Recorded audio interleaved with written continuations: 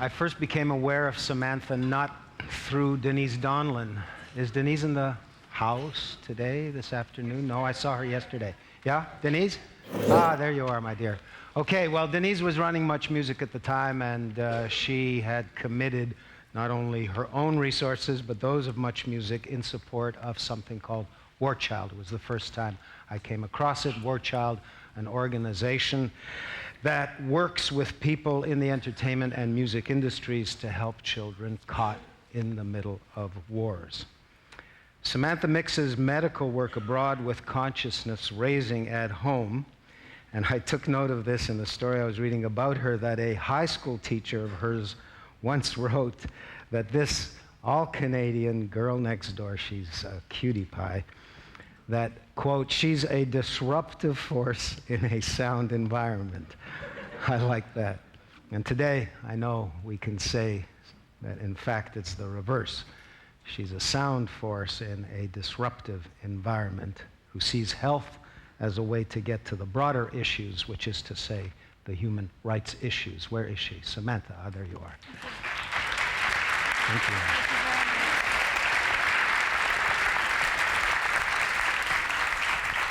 Thank you and good evening. Actually, that was my physics teacher that called me a disruptive force.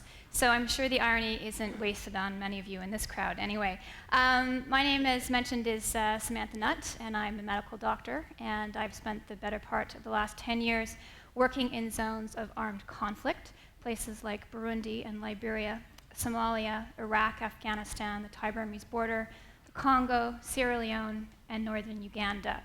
And I am the executive director of War Child Canada, which is a Canadian charity. And we work, as the name would suggest, in war-torn countries all around the world, helping kids. And we do that by providing health, education, and psychosocial support programs.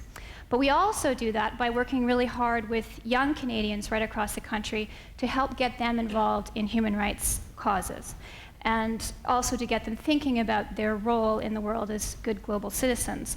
And part of the way that we're able to do that is through an association that we have with the music community here in Canada, which we tribute to the wonderful passions of Denise Donlin, as Moses mentioned in the introduction, and also to the many artists that support our cause, including Chantal Kurbyazik and Rain Maida, Avril Lavigne, bands like Sum 41.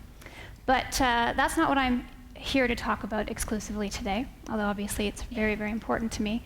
But what I really want to talk to you about today, over the course of the next 18 minutes, is really this. This is a venue for us to talk about ideas. In fact, it says ideas that change the world. And inherent in that, implicit in that message, is a sense, to me, of idealism, of what we can all do to make this world a better place. And idealism is often seen as a derogatory word, but it isn't. In fact, for me, I couldn't do what I do when I get up every single day if I didn't believe that it was possible to make a difference. And the change that I want to see in the world is that I want to see the world become a better place for the millions of people, in fact, billions of people. An estimated 1/3 of the world's population is living in areas where there is active war, to make the world a better place for those civilians caught in the crossfire of war. What does this require? Well, it actually requires a dramatic shift in the global paradigm around war. It might sound like an empty platitude to some of you, so I'm going to explain what I mean by giving you a few field experiences. I was in Somalia in 1994, working for UNICEF, and I was based in Baidoa, which is in south-central Somalia. During the early 1990s, Baidoa was called the City of Death by Western journalists because 250,000 people died in that city. Starvation was still rampant throughout the country. Very few buildings remained intact. And war had destroyed virtually everything in its path. Schools were deserted, riddled with bullet holes. Health services had been driven to a halt. I was absolutely appalled by the sheer horror and the insecurity and absurdity of war. But by far, the most shocking thing for me as a doctor and as a humanitarian was the sheer number of guns in the country. AK-47s, rocket-propelled grenades, and machine guns were absolutely everywhere. Somalia was quite literally drowning in weapons. And where did those weapons come from? Well, they came from mostly China, Russia, and the United States. They're all locally available and at very low cost. So why does it matter? Why does it matter that there were so many guns in Somalia? It matters because gangs of teenage boys carrying automatic rifles thrived with impunity, killing and seizing whatever stood in their way. Somalia is no exception in that regard. In fact, in every country in which I have worked, I have come face to face with children, some as young as 8, who have never been to school, but who have fought and who have killed with Kalashnikov rifles. There are an estimated 70 million AK-47s in the world. They are virtually indestructible, and they can be purchased for as little as $6 on most illegal markets in Africa. In addition to that, some of you might be thinking, well, it was the early 90s. I can understand that there would have been a lot of weapons left in the country after the end of the Cold War. Well, in actual fact, we are currently supplying more weapons to developing countries than at any time in the past 5 years. 70% of all weapons sold right now are purchased by developing countries. And 90% of those come from the 5 permanent members of the United Nations Security Council. Something to be ashamed of. So when you think about what it means to create a new paradigm around how we look at war, to change the way the world thinks about war, we need to think about how we are going to restrict the manufacturing and the supply of small and light weapons around the world.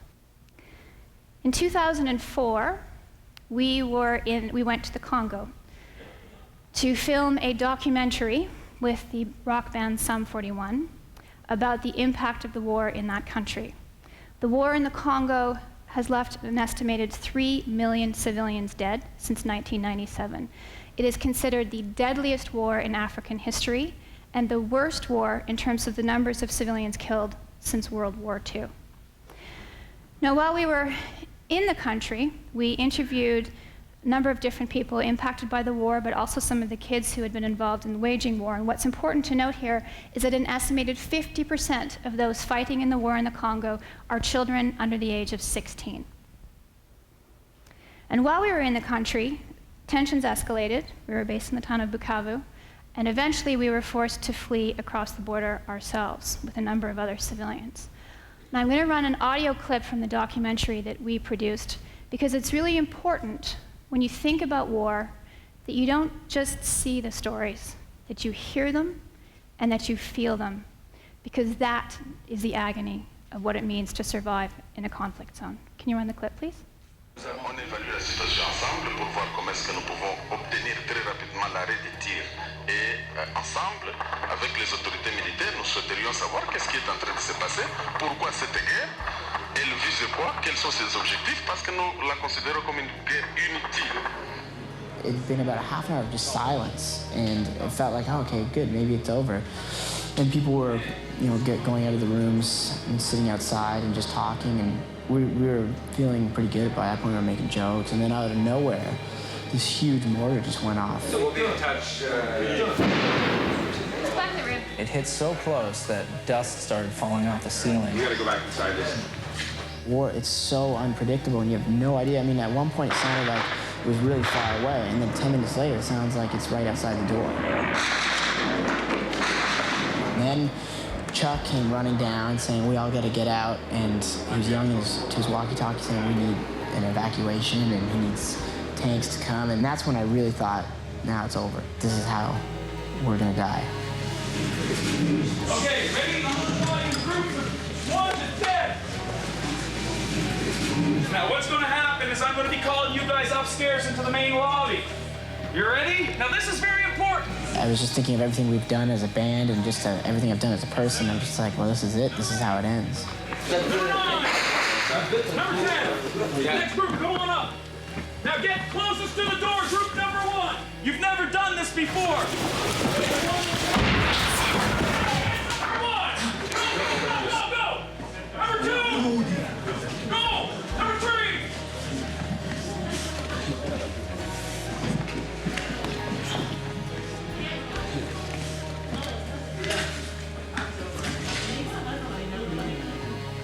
We received 2 mortar rounds. It's still hard for me to listen to that and not shake. But the reason why I wanted you to hear that is because there are people all around the world who are living with war, and the psychological impact that has on your daily existence is almost unfathomable, I think, to many of us here until we have lived it ourselves, and hopefully most of us never will. But what is important about the Congo, and there are many things that are important, but what is important is that the heart of the war in the Congo lies an international, and I'll say international because at various points in time it has included the participation of at least 6 neighboring countries, an international struggle to control the country's vast resources. And this has been happening historically in the Congo, from the Belgians to Mobutu, and the instability as well that was created by the mass exodus of refugees from Rwanda during the genocide. But at the heart of the war in the Congo lies a struggle to control many minerals, precious stones, metal, and timber. And of particular importance to the industrialized world, to many of us, is a little-known mineral called coltan, which is found in many of our cell phones, video game consoles, and computers. A couple of years ago, a UN panel of experts investigated 114 companies and 54 individuals who were in violation of OECD guidelines for multinational enterprises in association with the war in the Congo.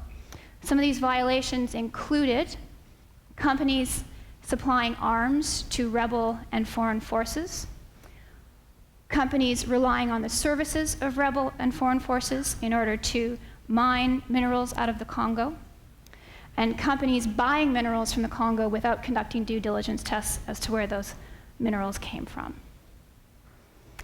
A global shift in the paradigm around war requires all of us to understand how our actions, directly and indirectly, can contribute to the suffering of millions of people around the world.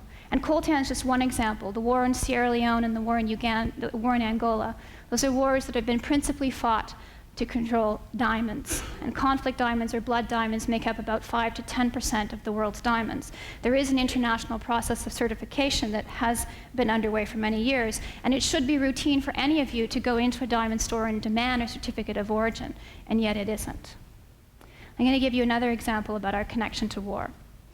In 2003, my husband and I, who's also a medical doctor, we work together, we were on our way into Iraq about 2 days after the fall of Saddam's statue in Al Fardous Square. And we found ourselves at the home of a very dear friend of ours. Her name was Akila al-Hashimi. And as we sat in her living room drinking tea, her 2 little nieces scattered about the house. They were 6 and 8. And they were practicing their French, because Akila, who is a civil servant with the Department of Foreign Affairs in Baghdad, she had a degree in French literature from the Sorbonne. And she had promised her nieces that now that the war was over, that the sanctions would end, and she was going to take the little girls to Paris. And as we sat in her home, Akila turned to us and she said, "I feel as if the last 30 years have been confiscated from me. First by Saddam, then by the Iran-Iraq war, then by the sanctions and the US-led war in 1991, and now the most recent war." And she said, "I hope it's over, because I am ready to live my life." A few months later, Akila would be one of only 3 women appointed to the interim Iraqi Governing Council. And a few months after that, my husband and I were lying in bed in the middle of the night, and we received a phone call. And it was a journalist friend of ours. "Turn on the news," she said. "Akila has been shot." And we turned to the BBC, and they were running footage from Akila's driveway, and it was covered in blood, and there were 2 little girls standing at the side crying. And a few months after that, we watched a dear friend of ours, Margaret Hassan of the aid agency Care International, beg for her life in a videotape message that aired on all the major news networks. They died because of the ease of availability of weapons in Iraq, including AK-47s, that make it possible for any pathological entrepreneur to grab a gun and make money off of coercion and kidnapping. But they also died because of something that's been happening very recently in our line of work, but particularly over the last 10 years. They died because of a gradual blurring of the margins, blurring of the lines between the military and between humanitarian operations. And what do I mean by that? I mean that the military has engaged consistently in a public relations exercise to win the hearts and win the minds of local people, and they have done that by engaging in things that are traditionally the domain of humanitarian actors. Food distributions, provision of hospitals, provision of health services, and the like. It started in Somalia. It was made worse during the bombings in Kosovo, where NATO set up refugee camps behind most of the armed force areas. It continues in Afghanistan, and it continues in Iraq. I'm not talking about peacekeeping. I'm not talking about what Erwin referred to earlier in terms of a United Nations sanctioned protection force. Those are not the same things. But a dramatic shift in the paradigm around war requires a concerted effort to maintain and protect a neutral humanitarian space. And so you might be thinking, well, what can I do? What are the steps that are necessary? Well, there are a few of them, and I'm going to give you a couple in my remaining 50 seconds. Number one is we need to invest as a country, but also as a global community, in preventing war and not in waging war. Annual worldwide military spending is approximately $1 trillion. That was for 2005. By comparison, overseas development assistance was 1/20th this amount. We need to spend more on rebuilding health, education, and social infrastructure, and in the promotion of good governance. For that matter, number two is we need to encourage Canadians, and all of Canada really, to step up. Right now, our overseas development assistance is at 0.27%. The target of 0.7% was set by our very own Lester B. Pearson. We are 14th in the world in terms of our contributions to ODA, and that is unacceptable. We need to end the culture of impunity, which is also something that Erwin referred to, and also William Sampson. What does that mean? Well, in my mind, that means continuing our support for institutions such as the International Criminal Court. Number four, we need to aggressively address the AIDS pandemic worldwide, because when we talk about security, with 40 million people living with AIDS and 15 million AIDS orphans, we cannot talk about security without thinking about the impact that this will have not only on current generations, but on future generations. Number five, we need non-governmental organizations to do a better job of communicating the impact of war globally, and to do that in a way that is constructive. The images that you see on television that alienate you from the child who's living through war, in the end, those are more destructive than constructive, and that practice needs to end. Number six is we need to take this issue to the boardrooms, and this is something that you're better equipped to do than I am. Corporate social responsibility begins and ends with all of you. It needs to be a part of your practice in everything that you do from a business perspective. I think I'm at number seven. Number seven is the media. And again, I'm not as equipped to handle this as many of you, but I think when Peter Mansbridge gets bumped by an idol wannabe show on the CBC of all institutions, I don't know, I spent all day yesterday looking to see if the 4 horsemen of the apocalypse were behind me. That's got to change. Sometimes you have to give the people what they need and not necessarily what they want. Number 9 is we need to continue supporting, or number 8, we need to continue supporting the work of the United Nations. It may be flawed, it may be imperfect, but it's the best that we got. And number 9 is we need to continue to invest, not just in one child at a time, but in one community at a time. It may feel good to have a picture of your child on your fridge. It'll feel better when you have a picture of a school. And finally, we need to stop ceding to this notion that life and loss are inherently more relevant over here than over there. Because our actions, whether it's the cell phones that we use, cars that we drive, the gas that we put in those cars, the diamonds that we buy, all of those actions unwittingly send this message. And all of our inactions, from Rwanda to northern Uganda to the Congo to Darfur, they reinforce that message. People all around the world deserve dignity and they deserve respect.